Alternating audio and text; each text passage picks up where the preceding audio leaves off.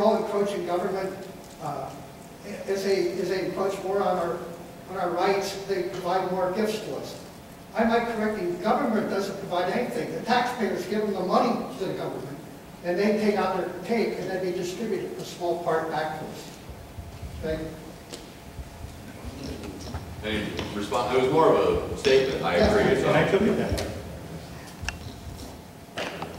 Your question? If we're allowed to make statements, I'd like to make a statement. Are we going to turn this? Let's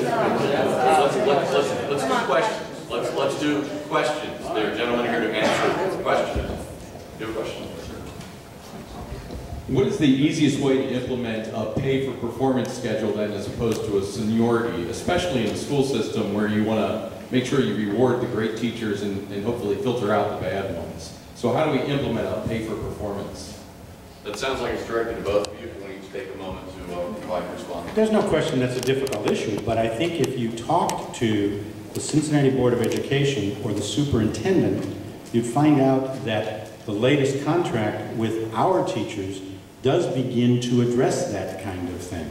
And you're right, seniority can sometimes get in the way of other things, but it's the kind of thing that has to be sat down and negotiated about with both sides, the employer and the employees, in that case the teachers union.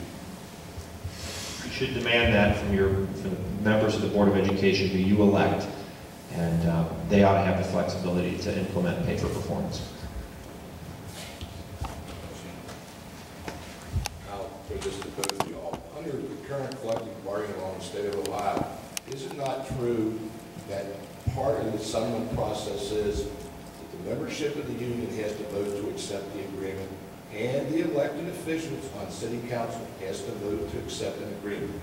And if that's the case, and I know it is the case, from the Republican side, because the argument here is that they're the more responsible people, how many times have Republicans on city council voted to oppose contracts that were agreed upon by administration and the firefighters union, or the police union, or any other union? I'm not sure how many times. What I'll tell you is under the scenario you just described, you're not satisfied with how that Cincinnati City Council member voted. You can unelect that city council member. You can vote for a new and a different one. Under the current system, the general public has no input on what the union chief or the union boss says or wants. Not answering my question, sir. You asked me. Sure I did. No, you didn't. I asked about the elected officials. You talk about giving the authority back to the elected officials. We do live in a representative government, don't we? Yes. I think I heard him say that you can vote them out if they don't do what you want. That was my answer. That was your answer. That's what I thought. I'd like to address this to Mr. Burke. You told us that the federal law is superior to our state laws. However, I wish to know the basis in the enumerated powers given by our Constitution to the federal government, and are the only powers, sir. Where does health care come into that? To provide a post office, to coin money, to Army, Navy? You have no basis, sir, for this federal law. That's what I'm saying. And these are the only rights, as Mr. Madison said, that are given to the federal government. So turning it into a form of a question, from which specific constitutional provision does it flow that health care could be addressed by the Affordable Health Care Act or any other act of government? Mr. Burke. I suppose you could ask the same question about how do we regulate interstate commerce, how do we do many of the things that the federal government does, how do we have, where's the National Parks Service provided for in the United States Constitution? But the fact of the matter is there is a long line of federal cases, and this is what I referred to, the United States Supreme Court cases, that says laws adopted by the United States Congress are superior to laws adopted by the state legislature, or for that matter, by the citizenry of a state. Might have the enumeration. Then you can do anything you want. I don't think the founding fathers agreed. The short answer is the Commerce Clause. You can feel free to disagree with the case law conclusion. How's that? Does issue 2 affect private sector unions at all, or is it only public? Issue 2 is currently addressing mostly, and perhaps entirely, public sector unions. And I will tell you that the fear from organized labor is that if issue 2 were to be sustained on Tuesday, and I don't think it's going to be, that it would embolden this state legislature and this governor to go further and begin attacking private sector unions as well. Which is how they raised over $20 million to defeat Senator Biden. How much did your side spend? I'm happy to answer, about almost $6 million. Well, about 6. We'll see when it's all said and done. I guarantee it will be outspent too long. We have another question over here. We have another question over here.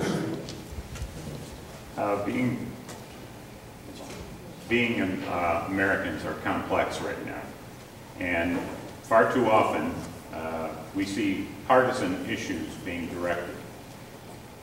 In this particular instance, I think most of the people who belong to the Tea Party and who do not understand exactly what's happening in terms of the spending issue, our question comes down to this: what part of "we don't have the money" do our politicians not understand?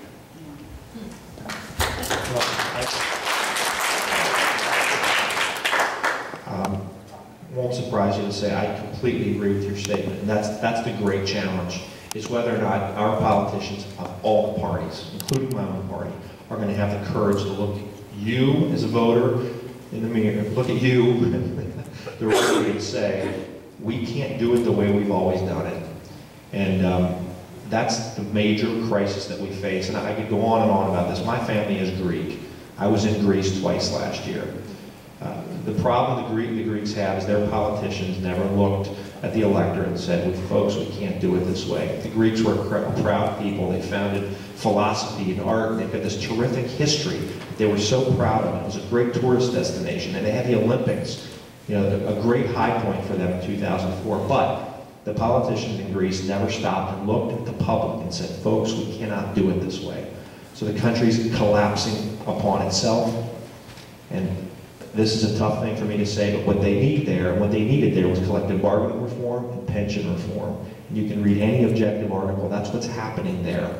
Unless we can have that honest discussion right now in this country, we're facing the same fate. Look, I'm partisan, Alex is partisan, but I got to tell you that I think government works best when the sides can talk to one another in an adult way. And frankly, in both parties today, the split is so divisive that I fear that's not happening the way that it should. I think both sides have recognized that we can't continue to do what we have been doing. Obviously, there's a difference of opinion as to what the solution is. I'm hopeful that this super committee, which has been set up with some consequences if they fail to get things done, will be able to come to some conclusion that an adequate number of people on both sides are able to support. I recognize it's not going to be easy. And in part, and obviously we've had some harsh exchanges here today, or at least sharp exchanges, but there is a benefit to be talking to one another. And that's got to occur across the aisle more than it does today. The other side is not evil. The other side has a different point of view. And I agree, we got to find a way to change things. It can't continue as it is. But we're going to come at it from different perspectives, and that super committee is as well. But at least the super committee is an effort to try and find a change. We'll find out in a couple of weeks whether or not it works. And we have time for one more question and then your closing comments before we go. So I believe you have your hand up first. I thoroughly agree with the reforms that are being done in the educational field, and had they been done 50 years ago, we would have had a different educational system. But there is one thing that I have not heard addressed, and I don't know if it is addressed, and that is the double dipping that often occurs in the educational field. I know of a principal of a very small school, left on a Friday at $150,000 salary, re-entered the school district on a Monday with almost double that. So is there a reform to that, or is that going to be a local decision, or what? I know that This is a question I can get you a greater answer to. I'm just not prepared today to tell you about that specific question. I can tell you that locally, there's been an effort by the county commissioners, the 2 Republican county commissioners, to eliminate that happening in local government. I know that Republicans have at least proposed, if not passed, some provision in state law that would not allow you to return to the same job at a salary more than about $14,000, which would eliminate the double dipping you just described. So it's something that, again, as conservatives, we've stood against where we could. At this juncture, the gentlemen have been given an opportunity to provide a few minutes closing comments, summarizing their thoughts on today's debate. Brian, do we have time for one more question? We have to leave this room at 11:30. We have no flexibility on that. I want to give these guys the promised time to conclude their thoughts. If there is an extra minute, perhaps you'll be able to approach them and ask your question. But I've been asked to stop the questioning right now so we may conclude what is promised on the agenda.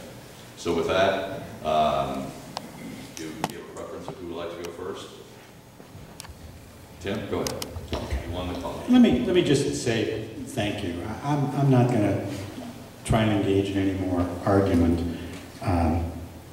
I've had my say, and I appreciate you all letting me have the opportunity to have that say, even though I knew coming into this room that I suspected the overwhelming majority of this audience was going to disagree with an awful lot of what I had to say. Nonetheless, I enjoyed being here today and engaging in the exchange that we've had. I think that is valuable.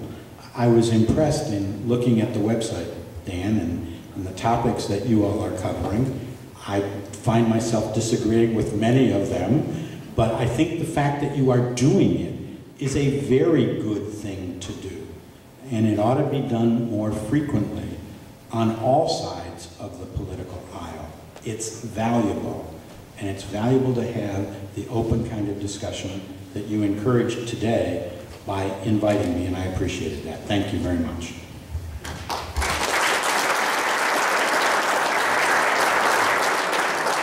I also want to thank all of you again, Dan, Sharon, and Brian, and of course Tim, for engaging in this discussion. Our American democracy is a great, great gift.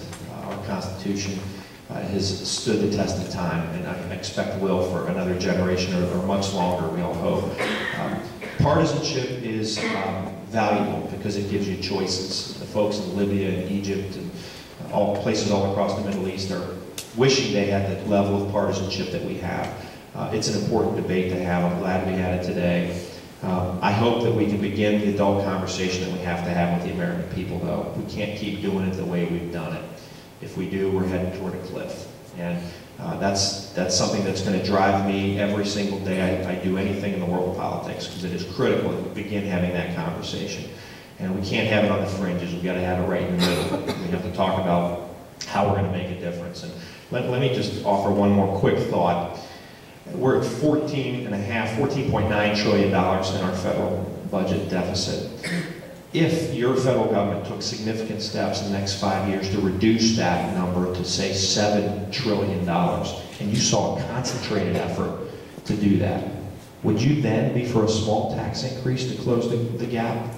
Most Republicans and conservatives I know, if they saw a real effort to cut the spending and get us to a place where we need to be, they would also maybe at the end of that discussion consider the balance of more taxes. Instead, what we've seen is more of your money flowing and politicians on both sides not making the tough decisions. Let's hope they begin making them for the future of the country. Thanks again for the opportunity.